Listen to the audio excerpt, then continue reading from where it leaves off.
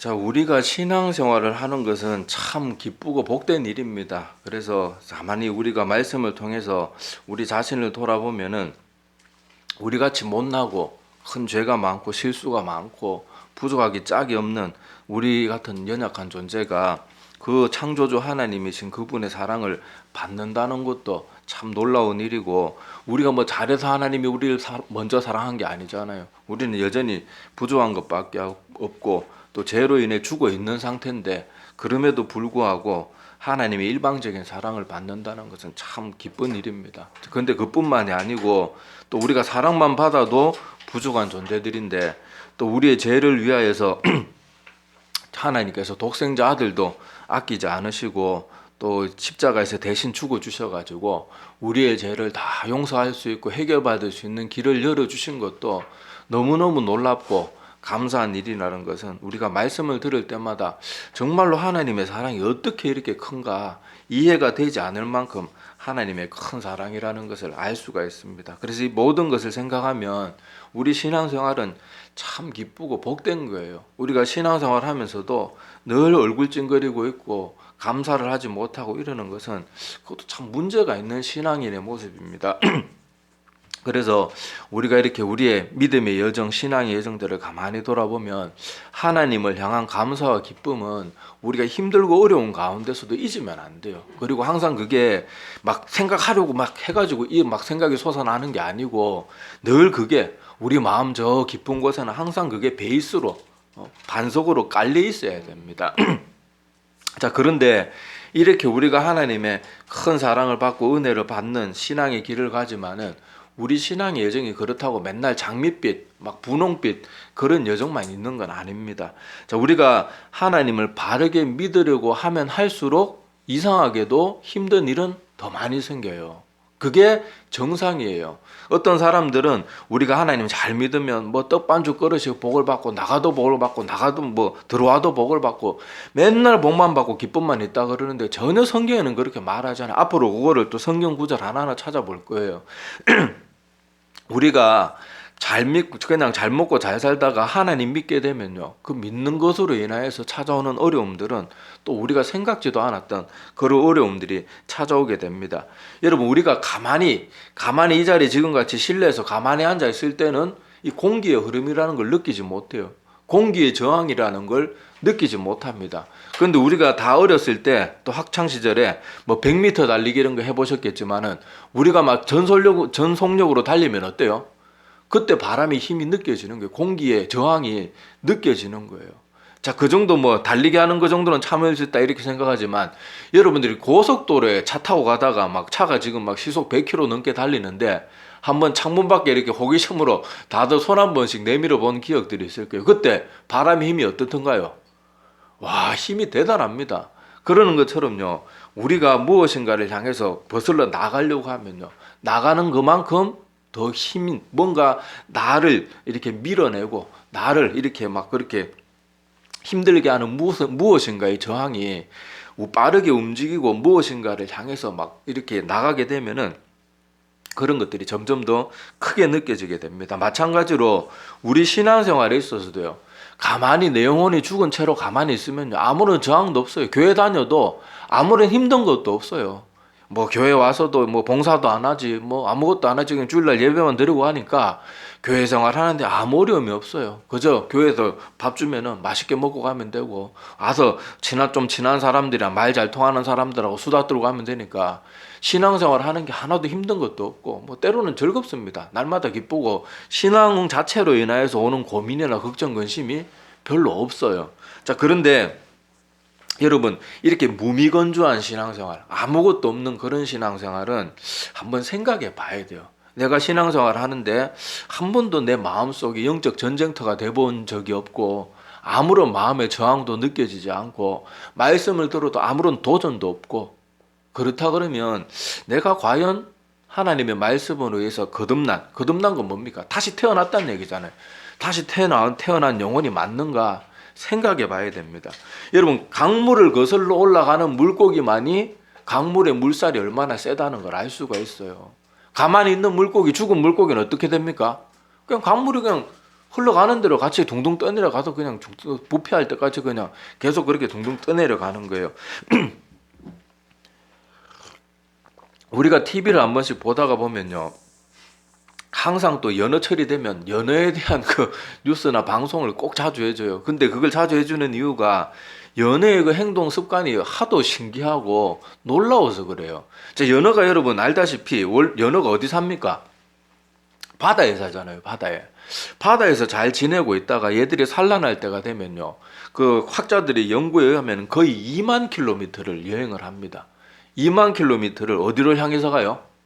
자기가 처음 태어났던 그 실개천 같은데 거기로 가게 되는데, 처음에 바다에서 강 입구까지 가기는 쉬워요. 거기 얼마든지 갈 수 있습니다. 그런데 강에서부터 이제 점점 강 상류로 거슬러 올라가게 되면 물도 점점 얕아지고, 또 여러분 알다시피 이 강 상류로 가면은 강 넓은 강, 그러니까 바다에 맞닿은 강은 막 넓고 깊고 막 이래가지고 바다랑 별반 다를 게 없지만은 점점 더 이게 상류로 올라갈수록 어떻습니까? 막 돌도 많고 물도 얕아가지고 물고기가 물속에서 헤엄치는 게 아니고 막 온몸을 비비면서 올라가야 돼요.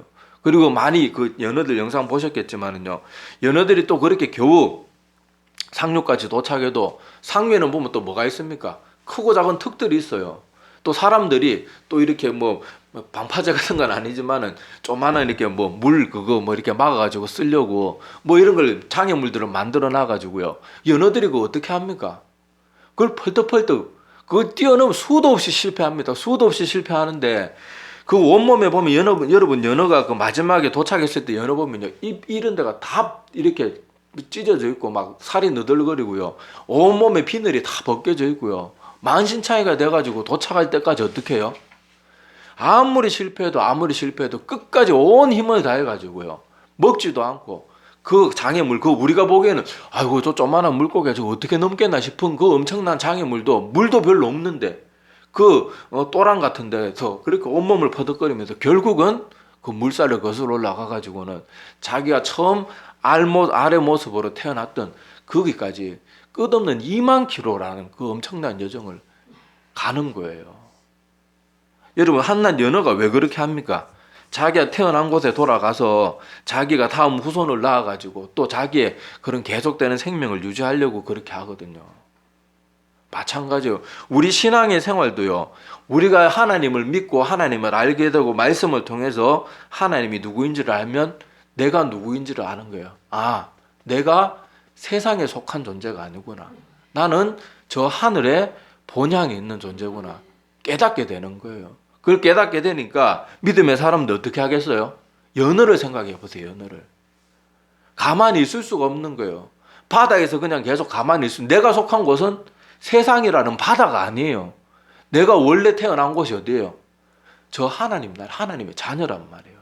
그러니까 우리가 세상이라는 그 강 물줄기, 세상이라는 그 죄악이라는 물줄기를 거슬러 올라서 온몸을 퍼덕퍼덕거리면서 올라가는 거예요. 올라가는 게 계속 거슬러 올라가는 거예요. 어디까지요? 하나님 앞에 가는 그 순간까지. 우리는 연어처럼 뭐 2만 킬로다, 뭐 200킬로다, 뭐 이런 식으로 물리적인 거리로 잴 수는 없어요. 근데 우리는 이 일을 일생 동안 주님 앞에 가는 그 순간까지 이 모든 일을 끝까지 하는 거예요. 연어도 마지막에 어떻게 됩니까? 산란하고 죽잖아요. 우리도 죽을 때까지 이 일을 하는 거예요. 근데 이 일을 하는 것이, 아까도 연어가 도착할 때 모습이 어떻다 그랬습니까? 보면요, 막 여기 입이 하도 장애물이 부딪혀가지고 연어 입이 여기 보면 다 부스러져 있고요, 몸에 배에 보면 비늘이 막 다 벗겨져 있고요, 얼마나 불쌍한 모습인지 몰라요. 그래도 마지막에 도착한 그 연어들이 그렇게 알을 낳고 행복한 모습으로 죽어갑니다. 근데 우리는 그렇게 죽어서 둥둥 시체로 떠내려가는 그런 존재가 아니에요. 우리의 삶은 거기서부터 진짜 삶이 시작되는 거예요.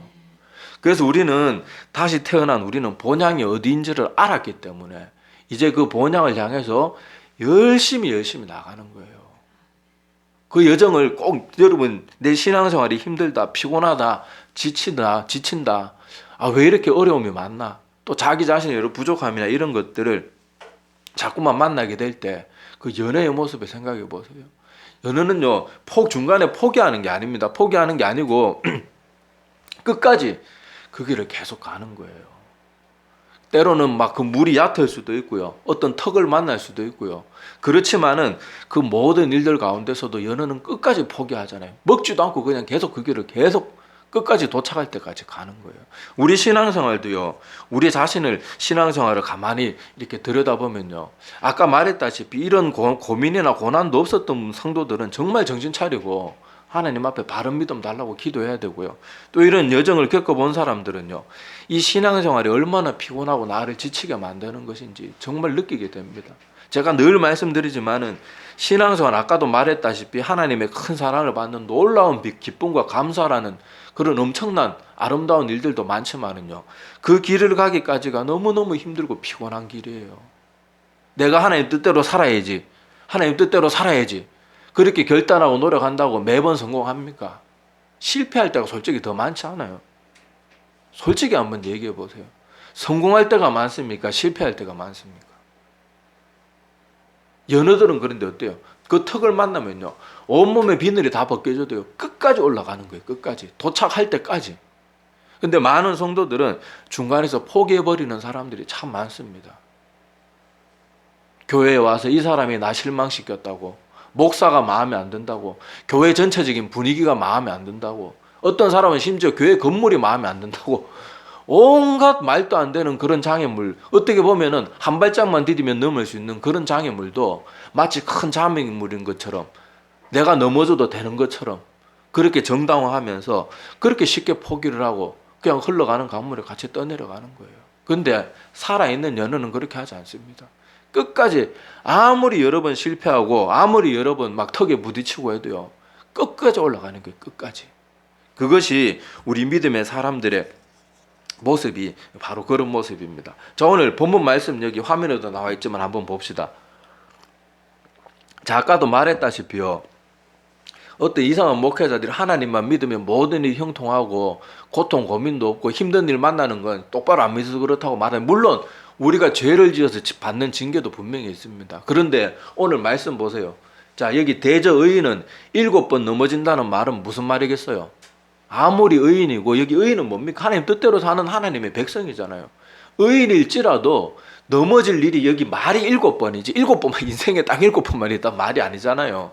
이 7번은 무슨 말입니까?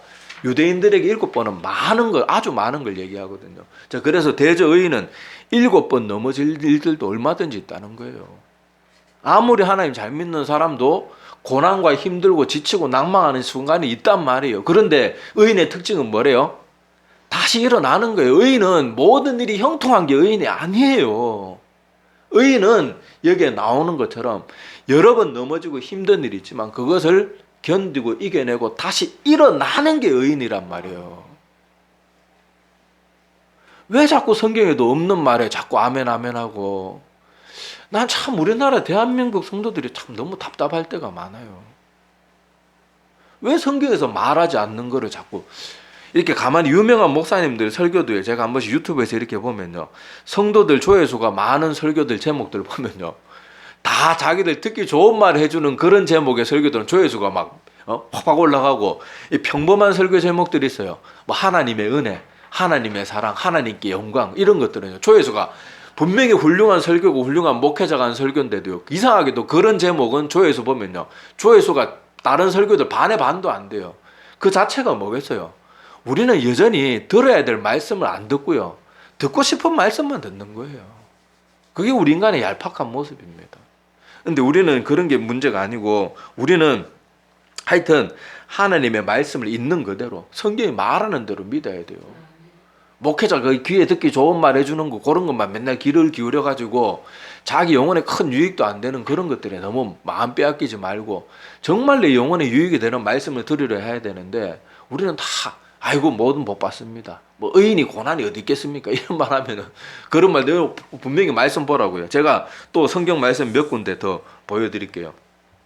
자, 여기 시편 34편 19절. 자, 여기 우리 한번 같이 한번 읽어봅시다. 좀 맨 위에 절요. 자, 의인은 고난이 많으나 여호와께서 그의 모든 고난에서 건지시는도다. 자, 여기서 보면 의인은 어떻대요? 시편 34편 19절에 의인은 고난이 없다고 하지 않아요. 오히려 의인이기 때문에 고난이 많대요. 왜 성경적인 가르침이 아닌 것에 자꾸 마음을 빼앗기고 그런 말씀에 아멘 아멘 하고 이런 말 하면 아멘 안 해요. 고난 받을까 봐. 저 말에 아멘 하면 나 고난 받는 거 아닌가. 아휴, 쓸데없는 고민이나 하고. 자, 시편 37편 24절도 한번 같이 한번 읽어봅시다. 자, 시작. 그는 넘어지나 아주 엎드러지지 아니하면 여호와께서 그의 손으로 붙드심이로다. 자, 이 말은 오늘 읽은 본문 말씀하고 되게 비슷하죠. 자, 여기 보면 의인도 어떤 사람들이요? 넘어질 수 있다. 여기 그는 의인들을 말하거든요. 너무 하나님의 백성들을 말하는데 하나님의 백성들도 넘어지지만 특징이 뭐예요? 하나님이 그들을 일으켜 주신대요. 다시 일어난다는 거. 오늘 본문 말씀도 그렇잖아요. 다시 일어나는 거. 의인은 고난이 없는 사람들이 아니에요. 의인이기 때문에 제가 늘 자주 말씀드리지만은 하나님을 바르게 믿기 때문에 안 받아도 될 고난까지도 받는 게 의인이에요. 하나님의 백성들이에요. 우리가 주일 지키는 것 때문에 세상에 나가서 얼마나 많은 손해를 보고 손가락질을 받습니까? 아유, 저 예수쟁이들. 아이고, 재수없는 것들. 그리고 남들처럼 주일날 일하고 일요일날 좀 가게문 더 열면 돈도 더 벌 수 있어요. 근데 우리 그거 과감하게 포기하잖아요. 의인이기 때문에 하나님의 백성이기 때문에 안 받아도 될 고난이나 손해도 우리는 감수하는 거예요. 왜냐하면 하나님의 백성이니까. 우리의 본향이 이 세상이 아니라는 걸 알고 있기 때문에 그렇게 하는 거예요. 자, 그리고 고린도후서 1장 8절에서 10절에 보면요. 이게 사도 바울이 당한 고난이 나옵니다. 이게 보면 자, 여기 고린도후서 1장 8절 끝부분에 보면 우리가 고난을 당하여 살 소망까지 끊어질 정도로 도저히 이건 살아날 구멍이 없다. 이 정도 포기할 지경에 이르길 정도로 정말 절망 가운데 있을 정도로 고난을 받았다고 말합니다. 그런데 9절에 보면 자, 여기 9절에 보면 우리는 우리 자신이 사형 선고를 받은 줄 알았으니 이는 우리로 자기를 의지하지 말고 오직 죽은 자를 다시 살리시는 하나님만 의지하게 하심이라. 하나님이 의인에게 이런 고난을 허락하시는 이유는요, 너희가 너희의 힘으로 사는 게 아니다.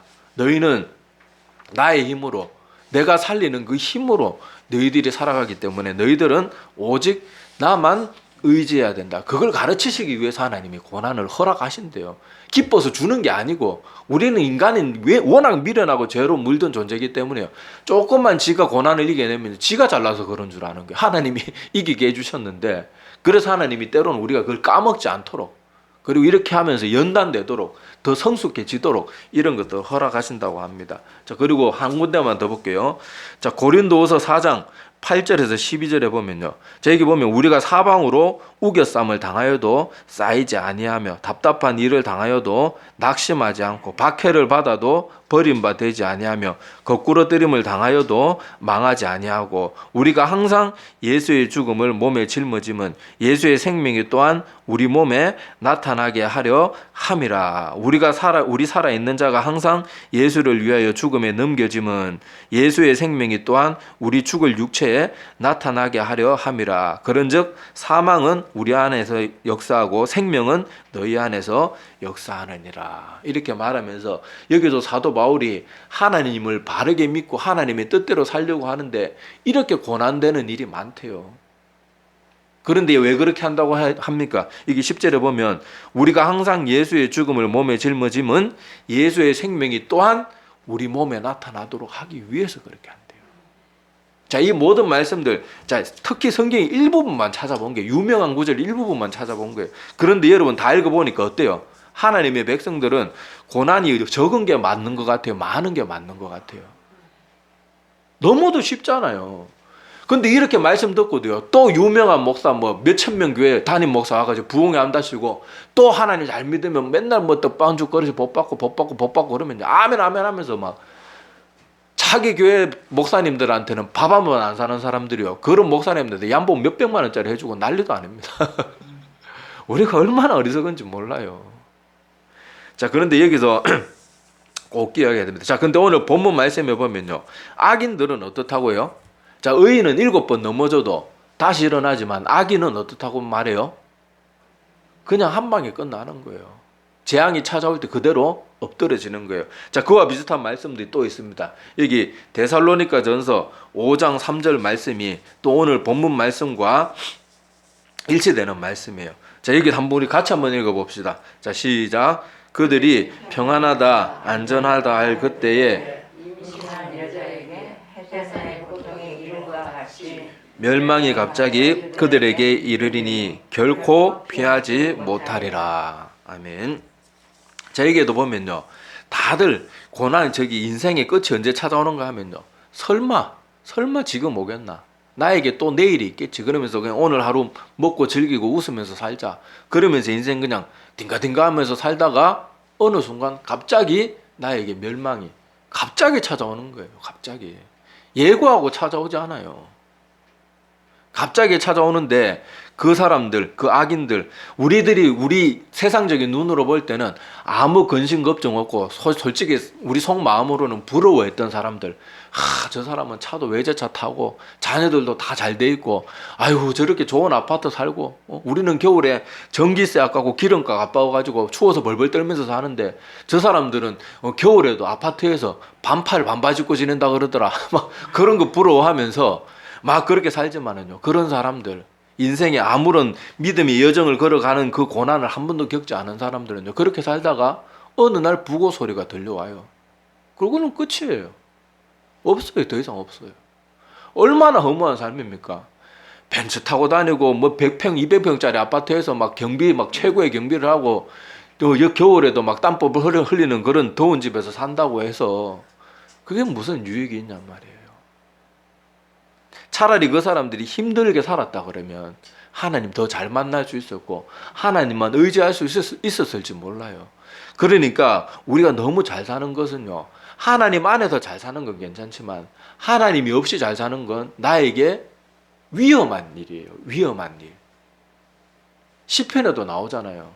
그 믿음의 사람이 그렇게 악한 하나님을 믿지도 않고 악한 사람들이 잘 먹고 잘 사는 것을 보고 어떻게 세상이 이런가 하나님에 대해서 막 이해를 하지 못하고 원망 불평하는 그런 마음이 있었지만은 하나님의 성소에 들어갈 때 깨달았다 그러잖아요. 하나님이 그들을 어느 곳에 두셨다고요? 미끄러지기 쉬운 곳에 두셨다 그랬다. 우리가 그런 것들을 기억할 줄 알아야 됩니다. 자, 하여튼 우리가 이렇게 부러워하고 잘 먹고 잘 사는 그런 사람들 불쌍한 사람들이에요. 우리가 부러워야 될 대상이 아니고 불쌍히 여겨야 될 대상이라니까요. 우리는 훨씬 더 많은 것을 가지고 누리고 있으면서도 단지 돈이라는 그 척도 하나 때문에 인생을 불행하게 스스로 만들어요. 자꾸 스스로 비교하면서 그렇게 자기를 비참한 존재로 생각하는데 아니고, 그 사람들은 우리가 부러워해야 될 대상이 아니고 우리가 불쌍히 여겨주고 기도해 줘야 되고 전도해 줘야 될 대상들이에요. 우리가 훨씬 복 있는 백성이란 말이에요. 떡반죽 그릇 뭐 들어가도 나가도 복을, 그게 복이 아니고 하나님 뜻대로 살면 나머지는 하나님이 알아서 다 우리 수준에 맞게, 우리 영적인 수준에 맞게 하나님이 알아서 그런 챙겨주실 것이고, 우리는 그저 물질적인 복이 다 복이 아니란 말이에요. 이미 우리는 영적인 놀라운 축복을 얼마든지 주시고 하나님이 또 하나님 뜻대로 하나님 계획하신 바가 있으면 물질적으로 얼마든지 복은 하나님 또 주실 수도 있는 거예요. 그런데 물질에만 목을 메고 물질에만 복복거리고 있으면 우리는 잘못될 수가 있어요. 자, 그래서 우리가 이런 모든 것들을 종합하면서 생각해 봐야 될 것이 뭔가 하면요, 우리가 하나님 뜻대로 바르게 살려고 하면 할수록 힘든 일은 점점 더 많아질 겁니다. 막 넘어지고 쓰러지고 막 무릎에 피가 나고요. 그래도 아카챈키 발라가면서 그 상처 치료해가면서 끝까지 가야 되는 거예요. 끝까지. 자, 우리 하나님의 신실한 종이었던 조나단 에드워즈 목사님이 이런 말을 한 적이 있어요. 나는 아무리 실패하는 일이 있다고 해도 나의 부패함과 맞서 싸우는 일을 결코 포기하지 않으리라. 아니, 절대로 늦추지 않겠다. 이렇게 결심하고 다짐했던 그런 말을 살아생전에 한 적이 있습니다. 여기도 보면 조나단 에드워즈 목사님과 같이 위대한 분도 어떻단 말이에요? 자기 인생 가운데, 신앙의 여정 가운데 실패하는 일이 분명히 많이 있었단 말이에요. 그런데 뭐가 다릅니까? 이분은 아무리 실패하는 일이 있어도 나는 절대로 끝까지 절대로 포기하지 않겠다. 그게 오늘 성경이 말하는 것과 똑같은 믿음의 사람, 하나님이 말하는 의인의 특징은 넘어지지 않는 사람이 아니고 넘어져도 또 일어나는 사람이라는 거. 그걸 기억하셔야 돼요. 우리가 신앙생활 하다가 보면요, 우리의 죄와 싸우고 또 우리의 죄를 이기지 못해서 넘어지고 그러다 보면 그게 한두 번이지 계속 반복되다가 보면요, 얼마나 내 자신이 절망스럽고 나 같은 사람이 계속 신앙생활 해야 되나, 나 같은 게 뭐 구원이나 받겠나, 이런 사단의 정죄도 얼마나 많습니까? 그런데 거기에 굴하면 안 돼요. 끝까지 포기하면 안 돼요. 끝까지. 아무리 힘들어도, 아무리 내 몸에 피가 철철 흘러도 끝까지 가야 되는 거예요. 끝까지. 많은 사람들이 이것을 끝까지 해내지 못해요. 조금만 어려움이 있으면요, 에이구 모르겠다, 나가 떨어져 버리고, 조금만 절기거리가 있으면요, 그렇게 하나님 뜻에 찬송 부르고 예배 드리다가요, 조금 몇 달, 1, 2년, 4, 5년 신앙생활 잘하다가 세상에 즐거운 거 한두 번 맛보고는 완전히 또 나가 떨어지는 거예요. 제가 늘 말씀드리잖아요. 교회 예배 자리가 소홀해지는 사람들 다 열심히 있던 사람들입니다. 근데 예배 한두 번 소홀히 여기다가 영영 끝이 나는 사람들이 얼마나 많은지 몰라요. 우리의 여러분, 댐이 무너질 때 크게 한 방이 무너지지 않습니다. 다 작은 균열부터 시작해요. 그런데 그게 어느 순간 걷잡을 수 없어요. 그래서 우리는 날마다 넘어지고 또 이렇게 내가 무너지고 막 약한 모습이 있어도요, 또 계속 몸부림치면서 나가야 되는 거예요. 아이고 난 안 되는가 보다, 나 같은 놈이 그러면 그렇지, 이런 식으로 사단이 주는 정죄나 사단이 자꾸 속삭이는 그런 이빠른 말에 우리가 넘어가고 자꾸 동의할 게 아니고, 하나님이 주시는 말씀, 힘을 내라, 또 힘을 내라, 나를 의지해라, 너희가 하는 것이 아니라 내가 하는 것이다. 계속 하나님 말씀만 붙들고요, 넘어져도 또 일어나고 7번 넘어져도 또 일어나고, 오늘 말씀의 제목이 그거잖아요. 7번 넘어져도 또 일어나고. 포기하면 안 돼요. 힘들어도 포기하면 안 돼요. 그런데 이 말도 얼마나 은혜스러운 말씀입니까? 내가 앞으로 믿는 동안 너 딱 7번만 넘어지면 너 지옥 보내버리겠다, 이런 말이 아니잖아요. 아무리 여러 번 넘어져도 다시 일어나는 그 사람은 하나님이 받아주시는 것이고, 그 믿음이 진짜 구원에 이르는 믿음이란 말이에요. 완전해서 구원받는 사람은 아무도 없어요. 근데 우리는 완전함을 향해 나아가는 사람이 되어야 돼요. 많은 사람들이 완전함을 추구하지도 않고 완전함을 향해서 나가다 조금만 힘들면 포기해버립니다. 근데 그 믿음은 진짜 믿음이 아니라는 거예요. 진짜 믿으면 내 몸이 만신창이가 되고 박살이 나고 피가 철철 흐르고요, 더 이상 한 발도 내디디기 힘들어가지고 벌벌 기어가더라도 끝까지 가는 사람들, 그 사람이 믿음의 모습이라는 것을 우리가 꼭 기억해야 됩니다. 자, 우리 말씀 한 구절 보겠습니다. 자, 여기 보면 히브리서 12장 12절에서 13절 말씀인데, 자, 우리 같이 한번 읽어볼게요. 자, 그러므로 피곤한 손과 연약한 무릎을 일으켜 세우고 너희 발을 위하여 길을 만들어 저는 다리로 하여금 어그러지지 않고 고침을 받게 하라. 아멘. 여기에 묘사된 성도들의 모습의 상태를 보니까 어떤 상태인 것 같아요? 막 힘이 펄펄 넘치고 소풍 가는 아침에 아이들처럼 기쁨으로 막 뛰어가는 아이들의 모습이 아니에요. 만신창이에요, 만신창이. 여기 보면 피곤한 손, 연약한 무릎, 얼마나 그렇게 힘들었으면요, 다리는 어떤 상태라고 나옵니까? 절고 있대요. 그럼에도 불구하고 어떻게 하라고 합니까? 그래도 고침을 받고 또 일어나서 가래요. 이걸 우리가 이 말씀을 기억해야 돼요. 우리 신앙생활은요, 우리 자신이 여러 가지 부족함과 죄성으로 인해서 넘어질 수밖에 없어요. 그렇다고 그걸 넘어지는 걸 정당화해서는 절대로 안 됩니다. 이 말씀 오늘 이상하게 받으면 안 돼요. 최선을 다해도 넘어질 때가 있단 말이에요. 그런데 그때 이 말씀들을 기억하면서 절대로 중도에 포기하거나 약해지는 걸 정당화하지 말란 말이에요. 끝까지 다시 힘을 내고 또 힘을 내고, 마치 처음인 것처럼 또 힘을 내고 또 힘을 내고, 물결을 거슬러 올라가는 그 연어들처럼, 그 아무리 높은 턱을 만나도 저 물고기가 저 힘으로 저 작은 생명체가 어떻게 올라갈까? 사실 연어가 커봐야 우리 팔뚝 아무리 커봐야 사람 팔뚝만한 정도밖에 안 되잖아요. 그런데 그 작은 물고기가 그 높은 턱을요 펄떡펄떡 뛰어 올라갑니다. 결국에는 수도 없이 실패하지만 그걸 우리가 기억해야 돼. 우리는 과연 미물인 연어만큼이나 신앙생활을 하고 있나? 생각해 봐야 돼요. 연어는 겨우 알 한 번 낳자고 거짓을 하는데 우리는 생명 영원한 삶을 위해서 나는 지금 뭘 하고 있나? 조금만 힘들면 포기하고, 조금만 힘들면 신앙생활 소홀히 하고, 조금만 힘들면은 에라 모르겠다. 그러면 지 혼자 망하면 모르는데 그런 사람들 꼭 자기하고 비슷한 수준의 신앙생활 하는 사람들 같이 끌고 같이 넘어가요. 희한해요 그게. 야야 오늘 나도 교회 빠졌는데 우리 오늘 어디 가서 놀러나 가자. 죽으려면 혼자 죽든지 왜 꼭 그런 자기 비슷한. 그러니까 여러분 믿음의 사람들도요 항상 훌륭한 믿음의 사람들하고 교제를 나눠야지. 한쪽 세상에도 한쪽 다리 걸치고 있고 교회에도 한쪽 다리 걸치고 어중간한 사람들하고 있으면요 망할 때 같이 망합니다. 그런 사람들하고는 우리가 거리를 두고 그런 사람들을 바른 길로 이끌려고 애를 써야 되지. 아이고 저 사람들이 재밌어, 저 사람들이 덜 답답해. 교회도 보면요 바르게 믿고 하나님 열심히 믿으러 가는 사람들은 은근히 왕따 당합니다. 제가 섬겼던 교회 중에 그다지 크지 않은 교회가 있었어요. 그 교회에 되게 훌륭한 권사님 한 분 계셨습니다. 그 권사님은요 늘 아름다운 말만 해요. 나이도 많고 막 얼굴에 주름은 자글자글한데 말하는 거 보면요 소녀의 순수한 마음과 같이 되게 아름다운 말만, 절대 남 험담하는 말 이런 거 부정적인 말이 그 입에 나오는 걸 본 적이 없어요. 그런데 그 권사님들 나머지 대부분의 권사님들이요 그 권사님 재수 없다고 다 손가락질하고 다 멀리합니다. 내가 볼 때는 그 권사님들이 맨날 모여가지고 목사 욕하고 장로 욕하고 안수 집사 누구 재수 없더라, 저건 젊은 놈이 싸가지 없다, 맨날 그런 얘기하는 권사님들이거든요. 근데 정작 자기들이 본받아야 되고 자기들이 추구해야 될 그런 권사님의 모습은요 꼴보기 싫다고 하는 거예요.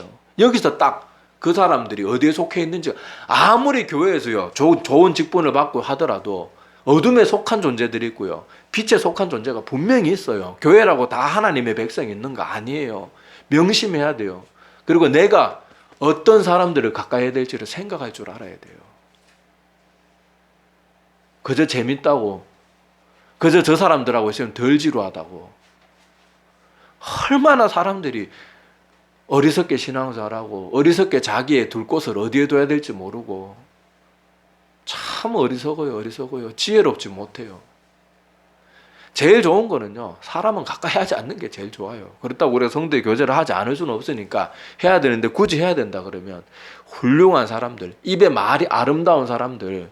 예수님도 뭐라 그랬습니까? 입에 나오는 게 그 사람의 마음이라 그랬어요. 마음에 있는 것이 입으로 나온다 그랬거든요. 늘 험담하고 불평하는 사람 마음 가운데 무슨 선한 것이 거하겠어요. 근데 우리는 이상하게도 그런 사람들을 가까이 해요. 그게 내가 지금 내가 본향을 향해서 나아가고 있는 모습인지 그냥 강물에, 죄악의 물결에, 세상의 물결에 둥둥 떠내려가고 있는 그런 모습인지 생각해 봐야 됩니다. 자, 그래서 오늘 말씀을 여러분들이 꼭 기억하시기를 바랍니다. 의인은요 매번 모든 일이 잘 되는 게 의인이 아니에요. 넘어질 일이 분명히 많이 있어요. 모습을 가지고 세상과 죄악을 거스러 가려고 하면 할수록 우리를 향한 저항은 점점 더 세지는 게 당연합니다. 바르게 살면 살수록 힘든 일은 더 많아질 거예요. 그리고 세상이 내 주변에 하나도 날 힘들게 하지 않더라도 내가 바르게 서면 설수록 내 속의 죄성이 점점 더 크게 느껴지는 거예요. 분명히 나의 죄악은 물리적으로 따지거나 뭐를 따져도, 예전에 믿기 전과 모습에 따져도 분명히 나의 죄는 줄어들었어요. 그런데도 하나님을 바르게 믿으면 믿을수록 내 죄는 더 크게 느껴지는 거예요. 그러니까 더 힘들 수밖에 없는 거예요. 그런데 기억해야 될 것이 뭐예요? 그 힘들게 하는 거, 나를 어렵게 하는 거, 나를 뭔가 막 밀어붙이고 눌러 제끼는 그 무엇인가가 있다고 해도 넘어지고 주저앉고 머무르는 게 아니에요. 의인은 7번 넘어질지라도 다시 일어나는 사람. 그리고 우리가 아까 읽었던 시편 말씀해 보면 그 일으킴도 내 스스로 일어나는 게 아니에요. 하나님이 그 손으로 붙드셔서 일으켜 주시는 거예요. 그러니까 우리 믿음의 사람들은 이 말씀을 붙들고 끝까지 하나님을 의지하면서 이겨내는 거. 내 힘으로 이겨내는 거 아니에요. 내 힘으로 여러분 내 작은 못된 습관 하나 내 힘으로 잘 고쳐질까? 안 돼요. 하나님이 완전히 나를 거듭나게 해주시지 않으면 그건 고쳐지지 않습니다. 그래서 우리 신앙생활 하는 동안 이 피곤한 믿음의 싸움, 영적 전쟁 이런 것들이 끊이지 않을 거예요. 그럴 때 절대 포기하지 말고 절대 중간에 머무르지 말고 끝까지 나아가기를 바랍니다. 하나님을 더욱 의지하기를 바랍니다. 그래서 아까 오늘 말씀이 말하는 것처럼 준비도 하지 않은 때 갑자기 나에게 멸망이 찾아오는 게 아니라 몸부림치고 있을 때 주님을 만나서 하나님 저 이렇게 몸부림치고 있습니다. 그리고 주님께서는 그래 너의 그 몸부림이야말로 참된 믿음의 모습이었다. 그래서 몸부림치는 가운데 우리가 언제 주님을 만나도 만나는 우리들이 다 되기를 바라고, 주님께서 요한계시록에 말씀해 보면 하나님께서 그 모든 수고를 다 기억하시고 우리 모든 눈에서 눈물을 친히 닦아 주시리라고 했어요. 우리가 그런 신앙의 사람들이 다 되기를 간절히 소망합니다. 예, 기도드리겠습니다.